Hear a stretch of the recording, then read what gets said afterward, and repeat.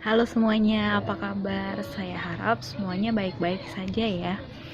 Perkenalkan, nama saya Marta Tamaulina Siahaan. Nah, pada hari ini saya akan membawakan materi tentang sistem pencernaan untuk kelas 11. Nah, sebelum kita mulai, tentunya kita harus mengawali dengan doa ya. Oke. Sebelum memulai kita berdoa. Kita berdoa masing-masing ya. Berdoa dimulai.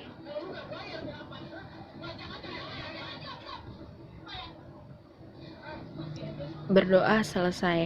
Nah, sebelum saya tampilkan materinya, kakak mau tanya, kalian tahu nggak apakah itu sistem pencernaan? Atau kalian pernah mendengar apa sih pencernaan itu? Nah, pencernaan itu tentunya sebuah proses yang mengubah makanan, karena ini sistem pencernaan makanan pada manusia, jadi mengubah makanan dari bentuk yang kompleks menjadi bentuk yang sederhana ya, seperti itu ya. Contohnya apa? Contohnya ketika kita makan nasi. Nah, ketika kita makan nasi misalnya kalau di mulut itu nyampe di mulut, nasinya itu berukuran sekitar setengah sentimeter atau 1 sentimeter. Tapi ketika sampai di lambung, ukurannya berubah menjadi lebih kecil. Nah, seperti itu. Nah, semuanya itu nanti akan kita bahas di dalam materi ini. Nah, jangan lupa ditonton ya sampai habis. Oke? Sistem pencernaan manusia. Mari kita lihat tujuan pembelajaran. Tujuan pembelajarannya yaitu menyebutkan zat yang terdapat pada makanan, menyebutkan fungsi dari zat-zat makanan tersebut, mengaitkan zat makanan dengan kesehatan organ sistem pencernaan, menyebutkan organ pada sistem pencernaan makanan pada manusia, menguraikan fungsi-fungsi organ pencernaan manusia, menggambarkan organ pada sistem pencernaan manusia, dan menjelaskan proses pencernaan makanan. Kita akan masuk ke materi. Zat makanan merupakan senyawa kimia yang terkandung dalam berbagai bahan makanan. Makanan mempunyai peranan yang sangat penting dalam pertumbuhan dan perkembangan manusia.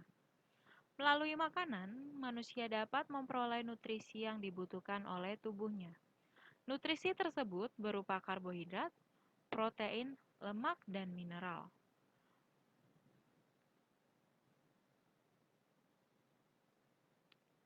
Karbohidrat. Berikut struktur molekul karbohidrat. Karbohidrat terbagi menjadi 3, ada monosakarida, disakarida, dan polisakarida. Monosakarida yaitu adalah senyawa yang tersusun atas satu molekul gula yang termasuk ke dalam kelompok ini adalah glukosa, fruktosa, dan galaktosa. Monosakarida biasanya berasa manis karena merupakan molekul gula. Berikutnya adalah disakarida.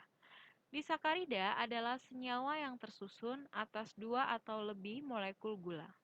Memiliki tingkat kemanisan yang lebih tinggi dibandingkan monosakarida. Yang termasuk ke dalam kelompok ini adalah maltosa, sukrosa, dan laktosa. Berikutnya yaitu ada disakarida. Polisakarida tersusun atas lebih dari 10 molekul gula. Yang termasuk ke dalam kelompok ini adalah amilum atau pati, selulosa, lignin, pektin, dan glikogen. Mari kita lihat apakah itu protein. Protein merupakan senyawa kimia yang tersusun atas unsur-unsur hidrokarbon, yaitu karbon, hidrogen, dan oksigen, serta nitrogen, dan membentuk rangkaian yang disebut asam amino atau peptida.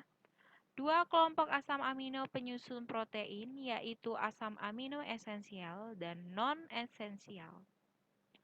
Protein berfungsi sebagai komponen struktural dan fungsional.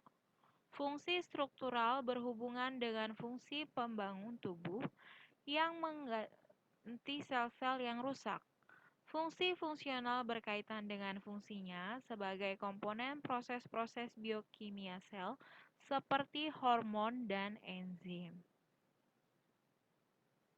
Selanjutnya, apakah itu lemak?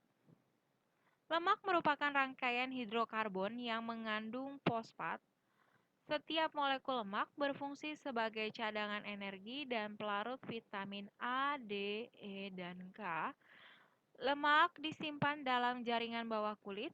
Sumber lemak dapat berasal dari hewan dan disebut dengan lemak hewani. Misalnya lemak daging, mentega, susu, ikan basah, telur, dan minyak ikan. Selanjutnya, apakah itu vitamin? Kelompok vitamin berdasarkan kemampuan kelarutannya yaitu vitamin yang larut dalam lemak, yaitu A, D, E, dan K. Vitamin yang larut dalam air yaitu vitamin B dan C. Vitamin adalah protein atau asam amino yang berfungsi sebagai katalisator dalam reaksi-reaksi kimia yang berlangsung di dalam tubuh. Vitamin dibutuhkan dalam jumlah sedikit, tetapi harus ada di dalam tubuh. Vitamin berfungsi sebagai komponen organik enzim yang disebut sebagai koenzim. Selanjutnya, apakah itu mineral? Seperti halnya vitamin, mineral juga sangat dibutuhkan oleh tubuh walaupun dalam jumlah relatif kecil. Salah satu contoh mineral adalah kalsium. Sangat dibutuhkan dalam proses pembekuan darah, yaitu sebagai katalisator pembentukan protrombin dalam plasma darah. Ion Fe dan Mg sangat dibutuhkan dalam proses pembentukan eritrosit sumsum merah tulang.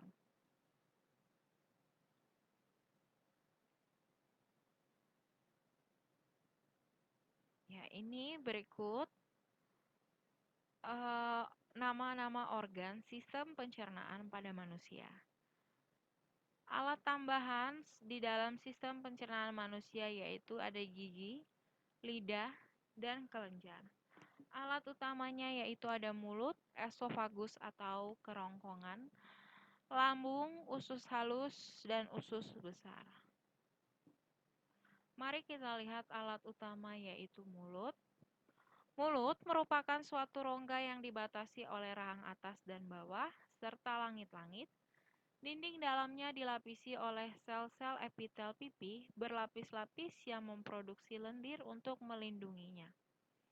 Alat-alat pencernaan pada mulut adalah gigi, leher gigi, dan akar gigi. Gigi berfungsi melakukan pencernaan makanan mekanik, yaitu merobek, memotong, dan menggiling makanan sehingga berubah bentuknya, dari besar menjadi kecil, panjang menjadi pendek, dan kasar menjadi halus. Lalu ada lidah. Fungsi lidah dalam sistem pencernaan makanan adalah membolak-balikan makanan dan membentuknya menjadi gumpalan yang disebut bolus. Dengan gerakan peristaltik yaitu bagian pangkalnya terangkat ke atas dan bagian ujungnya menekan maka bolus akan terdorong ke belakang. Di dalam mulut ada kelenjar ludah. Ada 3 macam kelenjar ludah, yaitu kelenjar ludah parotid di dekat pelipis, kelenjar ludah rahang bawah, dan kelenjar ludah bawah lidah. Ludah mengandung air, lendir, garam, dan enzim petialin. Enzim petialin ini berfungsi mengubah zat tepung atau amilum menjadi gula yaitu maltosa dan glukosa. Selanjutnya, makanan tersebut atau bolus yang sudah menjadi gumpalan akan didorong menuju kerongkongan. Kerongkongan atau esofagus merupakan gelang-gelang tulang rawan yang digerakkan oleh otot lurik dan otot polos yang bekerja secara bergantian, meremas dan mendorong yang disebut gerakan peristaltik, sehingga bolus masuk ke dalam lambung. lambung terletak di dalam rongga perut sebelah kiri di bawah sekat rongga badan. Lambung dapat dibagi menjadi 3 daerah, yaitu pertama adalah daerah kardiak, lalu ada daerah fundus, dan daerah pilorus. Makanan di dalam lambung bisa dicerna secara kimiawi di dalam lambung, yaitu menggunakan beberapa enzim. Lambung juga mencerna secara mekanik, yaitu gerakan peristaltik atau gerakan meremas-remas makanan. Dalam lambung ada kelenjar pencernaan, yaitu adalah getah lambung mengandung asam lambung atau HCl dan beberapa enzim-enzim pencernaan. Asam lambung berfungsi untuk membunuh mikroorganisme dan mengaktifkan enzim pepsinogen menjadi pepsin. Enzim-enzim pencernaan yaitu pepsin merupakan enzim yang mengubah protein menjadi molekul paling sederhana atau paling kecil. Lalu sedikit demi sedikit makanan akan menuju ke usus halus. Setelah 2-5 jam lambung pun menjadi kosong.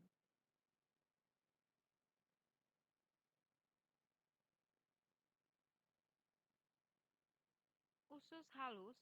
Usus halus dibagi menjadi 3 bagian, yaitu duodenum, jejunum, dan ileum. Di dalam dinding usus 12 jari terdapat saluran dari kantung empedu dan pankreas. Pankreas menghasilkan getah pankreas. Getah pankreas mengandung enzim lipase, amilase, dan tripsinogen. Selanjutnya, makanan akan didorong ke usus besar. Makanan yang tidak dicerna di usus halus, misalnya selulosa bersama dengan lendir, akan menuju ke usus besar untuk menjadi feses. Di dalam usus besar terdapat bakteri Escherichia coli. Bakteri ini membantu dalam proses pembusukan sisa-sisa makanan menjadi feses.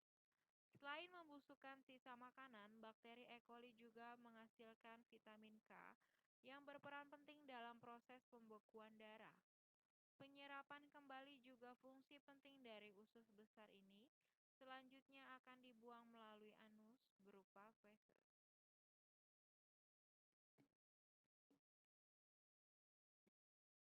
Berikut adalah kuis. Yang pertama, pada saluran pencernaan protein akan dipecah menjadi senyawa yang disebut. Anda bisa mengirim jawabannya ke dalam email yang akan diberikan oleh kelas masing-masing, guru kelas masing-masing. Jawabannya boleh di email ya. Thank you, terima kasih sudah menyaksikan materi